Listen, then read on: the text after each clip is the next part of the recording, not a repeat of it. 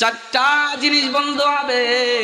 এক নাম্বার যা আল কুরআনু ইনদা রাসিহি, এক নম্বরে বন্ধু হবে কোরআন। কোরআনের সাথে যারা মহব্বত রাখবে, কোরআন যারা পড়বে ধরবে, কোরআন দিয়ে জীবন গড়বে, কোরআন ওয়ালাদেরকে যারা মহব্বত করবে, আল্লাহর বান্দা যখন দুনিয়া থেকে বিদায় নিয়ে কবরে চলে যাবে, মাথার পাশে আল্লাহর কোরআন বন্ধু হিসাবে দাঁড়ায় যাবে। আযাবের ফেরেশতা আসতে দিবে না। ও বন্ধু, কবরের কি অবস্থা কেউ তো আমরা জানি না, কথা বলেন ঠিক কিনা? কবরের কি অবস্থা কেউ জানি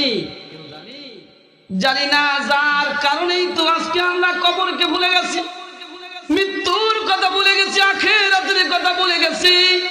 মাঝে মধ্যেই জানাজায় অংশগ্রহণ করি, মাঝে মধ্যেই আপনজনকে কবরস্থ করি, কিন্তু কবরস্থ করার পরেই আমরা ভুলে যাই, কথা বলেন ঠিক কিনা? আল্লাহর নবী বলেন চারটা জিনিস বন্ধ হবে। এক নাম্বার কোরআন, দুই নাম্বার হলো নামাজ, জীবনের চাই যত ফরজ নামাজ আদায় করবে। আসসালাতু ইয়ামিনুহু, আল্লাহর নবী বলেন তোমার কবরের ডান পাশে নামাজ বন্ধ হিসাবে দাঁড়ায় যাবে। এই নামাজ পড়ার দরকার আছে না না? আর জোরে বলেন পড়ার দরকার আছে না না? আজকে যারে আপন আপন বলতেছি কেউ আপন না, আপন হবে তোমার আমার আমল নামা, ঠিক কিনা বলেন? চিন্তা করে দেখো না কবরে কি যাইবা না, চিন্তা করে দেখো না কবরে কি যাইবা না। ওই কবরে আল্লাহ ছাড়া, ওই কবরে আল্লাহ ছাড়া বন্ধু কারো পাইবা না। চিন্তা করে দেখো না কবরে কি যাইবা না।